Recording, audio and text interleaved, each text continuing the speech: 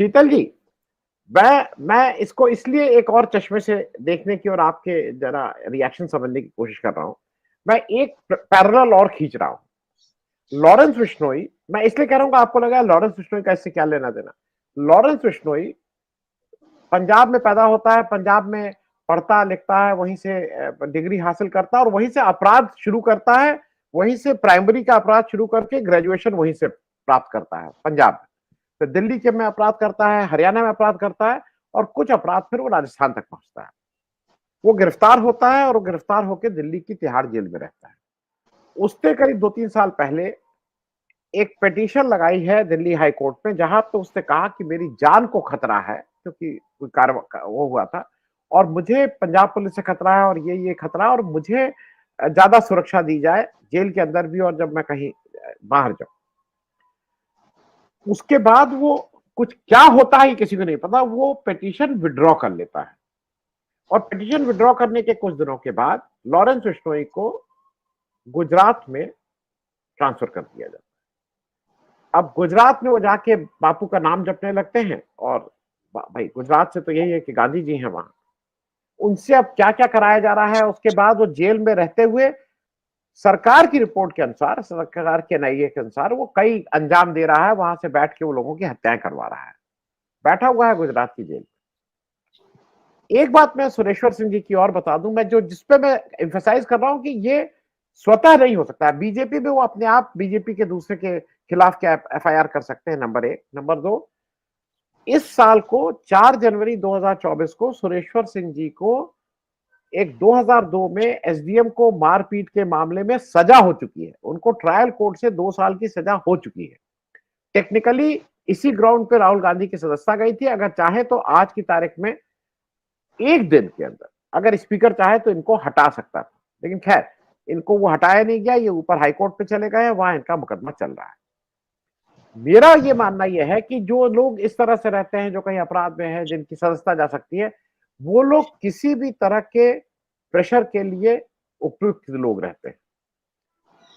सुरेश्वर सिंह जैसा सुनील जी का ये मानना है कि सुरेश्वर सिंह जी अपने केवल कंस्टिट्यूंसी को ठीक करने के लिए बयान दे रहे हैं, लेकिन मेरा ये मानना है कि सुरेश्वर सिंह जी किसी के प्रॉम्प्ट पे, और वो दिल्ली में बैठे हुए लोग हैं, इस बात को किसी भी तरह से कोशिश कर रहे हैं कि इस बार बाई इलेक्शन में उत्तर प्रदेश में, क्योंकि इससे बीजेपी का नुकसान हुआ है, ये जो भी कल हुआ है इससे बीजेपी का कम से कम बीजेपी इन 9 बाई इलेक्शन में योगी आदित्यनाथ के नेतृत्व में अच्छा प्रदर्शन ना करे, ऐसा मुझे लगता है। और उसमें एक बड़ा कारण यह है कि तुम्हारे ऊपर सजा है, ज्यादा करोगे तो अपनी पहुंच सब जगह है। तो वो हाई कोर्ट क्या, हम सुप्रीम कोर्ट तक भी मैनेज कर सकते हैं, जाके कोई और मंदिर में 7 घंटी बजा लेंगे। ओवरऑल सुरेश्वर सिंह जी का ये जो एक्शन है शीतल जी, ये किसी के प्रॉम्प्ट पे है कि स्वतः है? देखिए, जैसी सूचनाएं, राजनीतिक सूचनाएं हम लोगों तक आती हैं राजनीतिक व्यक्तियों के जरिए, उससे ऐसा प्रतीत होता है जैसा कि ज्यादातर मामलों में हम लोग देखते हैं कि जो नेता मुख्यमंत्री वगैरह होता है या जो नेता बढ़ रहा होता है, वो सबसे पहले ये प्रयास करता है इस समय के हमारे 20, 30, 40 साल के समाज में, हो सकता पहले भी रहा हो, जितना हम लोग देख पाए हैं उसके अनुसार, कि वो अपने सजातीय प्रतिद्वंदियों को या अपने सजातीय राजनेताओं को वो अपनी साइज में कट टू साइज रखना चाहता है। उनको कभी प्रतिद्वंदी के तौर पे नहीं बढ़ने दे। वो अपनी जाति का तो समर्थन लेता है, जाति का समर्थन लेने के लिए वो बहुत कुछ करता है और वो उसको बेस स्ट्रक्चर बनाता है, लेकिन वो अपनी जाति के किसी दूसरे नेता को समतुल्यता के लिए आने देने से पहले कटिंग उसकी करता रहता है। साथ साथ ही काम चलता है। ये हम देखते हैं सारे देश में, विभिन्न राज्यों में और उत्तर भारत में खासकर। ये शिकायत योगी जी के बारे में भी है। ये बिल्कुल नई शिकायत है, लेकिन मेरे पास आई। बहुत सारे जो राजपूत नेता हैं वहां के, और आप देखिए, चाहे वो देवेंद्र सिंह भोले हों और चाहे ये इनका नाम आपने लिया ब्रजभूषण शरण सिंह, कई बार कह चुके हैं कि मोदी जी उनके नेता हैं, योगी जी नहीं। इस तरह के बयान गोलमोल बहुत सारे स्रोतों से आते रहते हैं। ये उस संकेत को कंफर्म करते हैं। अब रही बात मिल्कीपुर की, मेरी धारणा इसमें यह है कि जो बीजेपी का नेतृत्व है, केंद्रीय नेतृत्व, उसको ये भरोसा नहीं था कि मिल्कीपुर हम लोग जीत जाएंगे। योगी जी बहुत उसका प्रयास कर रहे थे और वो बहुत बार आए गए, वहां सब था, लेकिन उनकी अपनी अंडरस्टैंडिंग ये है कि अगर हम अयोध्या हारने के बाद मिल्कीपुर भी फिर से हारते हैं तो हमें ऑल इंडिया लेवल पे राजनीतिक नुकसान बड़ा होगा। तो वो इस समय इस चुनाव से पहले मिल्कीपुर को उन्होंने डिफर किया है। केंद्रीय नेतृत्व की लाइन ये है। बाकी जो मेरी मेरी जानकारी, मैं अपनी जानकारी के अनुसार कह रहा हूं, उनके अनुसार हालांकि योगी जी को ये लगता था कि परिस्थितियां अनुकूल हैं और अपने बेटे को टिकट देके समाजवादी पार्टी थोड़ा सा बैकफुट पे जाएगी, ऐसा योगी जी के कैंप के लोगों का आकलन है उस सीट के बारे में। आप लोग चाहे जो कहते रहिए, इस उपचुनाव में योगी जी के नेतृत्व में भाजपा हम सबको विस्मित करेगी, आपको ये देख लीजिएगा। आज कह रहा हूं और इसको याद से देखिएगा। उसके लिए वो कितना काम कर रही है मैं उसको देख रहा हूं। उसने कर्मचारियों के बदलाव से लेके वोटर लिस्टों वगैरह में काटने से लेके एक एक छोटे छोटे नेता पर एसडीएम, बीडीओ, इन सब की जिम्मेदारी थानेदारों तक की लगाई हुई और रिपोर्ट्स आ रही, इनकी रेगुलर मॉनिटरिंग हो रही है। करहल तक में पसीना आएगा विपक्ष को, करहल तक में ऐसी भयानक एडमिनिस्ट्रेटिव लड़ाई होगी। बहुत जगह अल्पसंख्यक वगैरह के मतदाताओं का प्रतिशत घटेगा और बहुत तरह की चीजें होंगी। अभी वो सब चीजें स्पष्ट नहीं की जा सकती। ये मान के बिल्कुल मत चलिए कि ये चूंकि पुराना रिकॉर्ड विपक्ष के फेवर में है और बीजेपी बैकफुट पर है, बिल्कुल नहीं। वो हरियाणा की तरह हमारी आपकी गलती होगी। वो लोग बहुत गंभीरता से काम करते हैं। नंबर एक तो उनको अंडर एस्टिमेट और फूहड़ ढंग से उनकी आलोचना हमें कहीं नहीं पहुंचाएगी। बहुत सुसंगठित लोग हैं। चुनाव लड़ना उनको बेस्ट ऑफ द बेस्ट तरीके से आता है। किसी भी सेटबैक से वो उसको रिपरकशन उसको ठीक करने की कोशिश में तुरंत लग जाते हैं और कर लिया करते हैं। जबकि इसकी तुलना में जो विपक्ष है वो घमंड से भरा रहता है, हवा में ज्यादा रहता है, उसका जमीनी संगठन बहुत कमजोर है और वो ज्यादातर जब 70% वोट पा रहा होता है तो प्रैक्टिकल फील्ड में वो 45-46% ही डिलीवर कर पाता है। उसकी डिलीवरी भी पुअर है। इन सब मामलों में बीजेपी बहुत स्ट्रांग है। उत्तर प्रदेश में लोकसभा में पराजय के बाद वो बहुत सीरियसली लिया हुआ है उन्होंने। हम लोग ये अंतर्विरोध पर बहुत डेवलप करेंगे चीजें, वो नतीजे पे नहीं पहुंचेंगी। वो बहुत ढंग से काम कर रहे हैं और आप देखिएगा जो भी उपचुनाव होगा तब फील्ड में आपको पता लगेगा कि उन सीटों पर जिन पे हमें शंका ही नहीं रही होगी और विपक्ष जिस तरह से चल रहा है, मैं आपको बता दे रहा हूं, लालजी वर्मा की सीट बहुत मुश्किल है कि जीत पाएगा विपक्ष। अपनी पत्नी को टिकट दिला के उन्होंने वो बहुत कमजोर सीट कर ली है, मैं उसको बिल्कुल ढंग से जानता हूं। और अपने बेटे को दिला के मिल्कीपुर भी कोई बहुत स्ट्रांग सीट अब नहीं बची है।